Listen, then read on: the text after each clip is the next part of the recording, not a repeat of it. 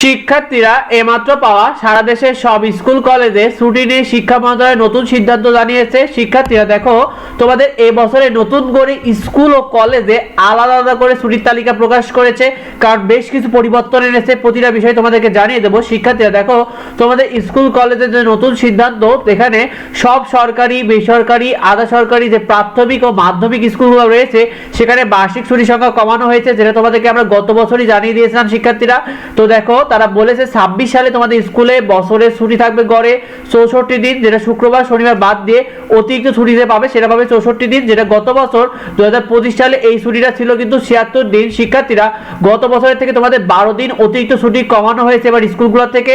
শিক্ষার্থীরা সেই সাথে দেশের যে সকল সরকারি বেসরকারি কলেজগুলো রয়েছে সেখানেও বার্ষিক ছুটির সংখ্যা কমানো হয়েছে, অর্থাৎ এবছর 26 সালে তোমাদের কলেজে বছরে ছুটি থাকবে 72 দিন অতিরিক্ত যে ছুটিটা, অন্যদিকে 2025 সালে এই ছুটিটা ছিল 76 দিন। শিক্ষার্থীরা দেখো, গত বছরের থেকে প্রায় 4 দিন ছুটি কিন্তু কলেজেও কমানো হয়েছে।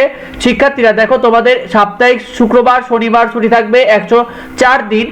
এর সাথে প্রাথমিক স্কুল অর্থাৎ প্রথম থেকে পঞ্চম শ্রেণী এবং মাধ্যমিক স্কুল ষষ্ঠ থেকে দশম শ্রেণীতে তোমাদের মোট ছুটি থাকছে এবার 168 দিন সাপ্তাহিক ছুটি শুক্রবার শনিবার সহকারে। অন্যদিকে সরকারি বেসরকারি যে সকল কলেজগুলো রয়েছে একাদশ ও দ্বাদশ শ্রেণীতে মোট ছুটি থাকছে তোমাদের 176 দিন সাপ্তাহিক ছুটি শুক্রবার শনিবার সহকারে, অর্থাৎ স্কুল কলেজে গত বছরে যে ছুটিটা ছিল 180 দিন সেবার থেকে এবার কমিয়ে দেওয়া হয়েছে।